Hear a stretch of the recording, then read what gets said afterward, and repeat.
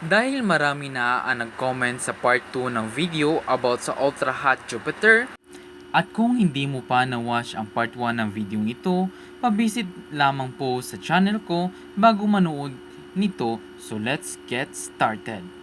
Ang brightness map ng WASP-18b ay nagpapakita ng kakulangan ng silangang kanlurang hangin na pinakamahusay na tumutugma sa mga modelong may atmospheric drag, sabi ng co-author na si Ryan Challenger, isang postdoctoral researcher sa University of Michigan. Ang isang posibleng paliwanag ay ang planetang ito ay may malakas na magnetic field na magiging isang kapanapanabik na pagtuklas.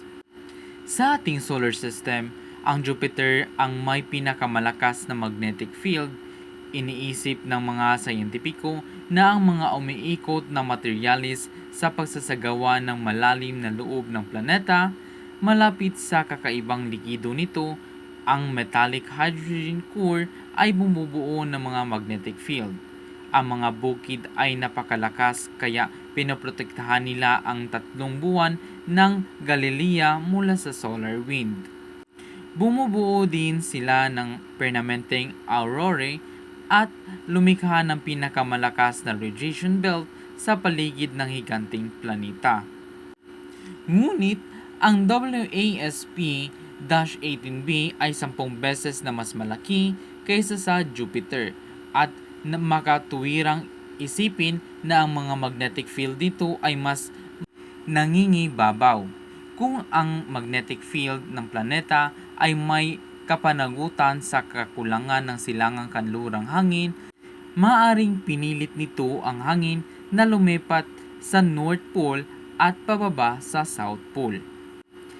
Nasusukatan din ng mga mananaliksik ang temperatura ng atmosfera sa iba't ibang lalim.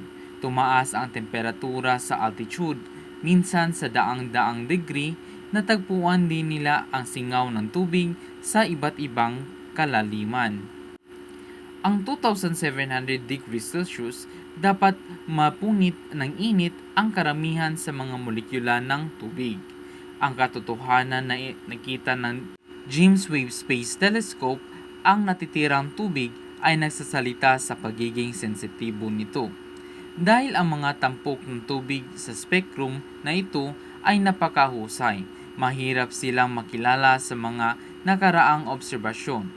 Iyon ay talagang kapanapanabik na sa wakas ay makita ang mga tampok ng tubig sa mga obserbasyon ng James Webb Space Telescope na ito, sabi ni Anjali Petty, isang postdoctoral fellow sa Karinji Institution for Science at isa sa mga may akda ng bagong pananaliksik. Ngunit ang James Webb Space Telescope ay napapahayag na higit pa tungkol sa bituin kaysa sa mga radiant ng temperatura at nilalaman ng tubig nito.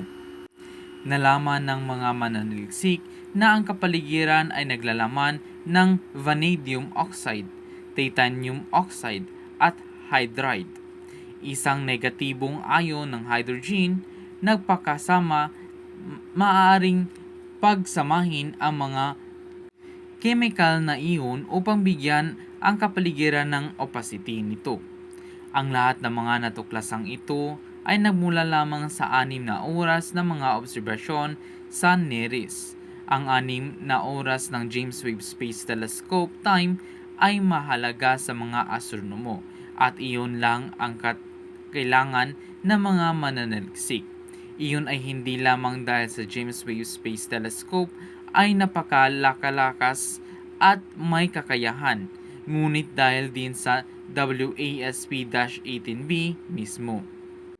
Sa higit 400 light years lang ang layo, medyo malapit ito sa astronomical terms. Nakatulong din sa mga kalapitan nito sa bituin nito, at ang planeta ay nakasiksik sa tabi mismo ng bituin nito.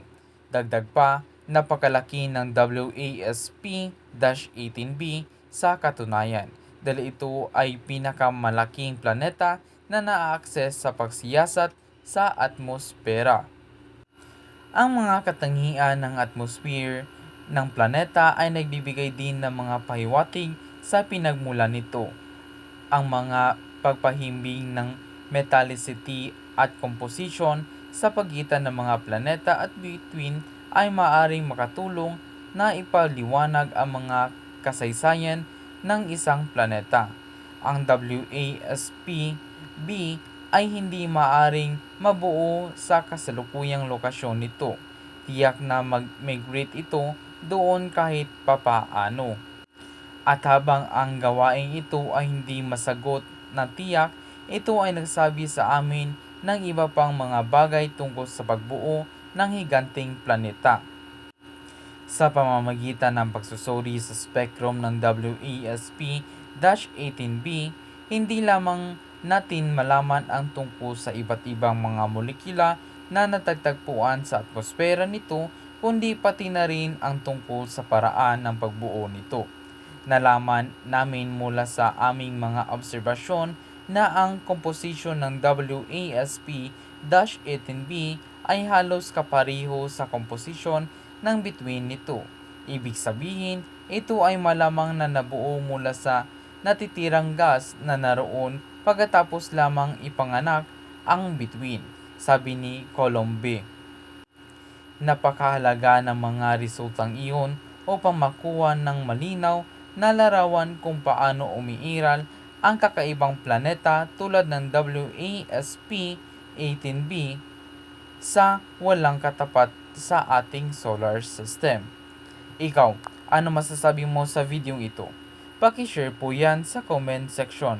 At kung gusto mo rin mag-request ng video, i-comment na din ang title para gawan ko ng research. At kung gusto mo rin mag-shoutout, i-comment muna sa comment section para mabasa ko at ma-shoutout kita sa next video.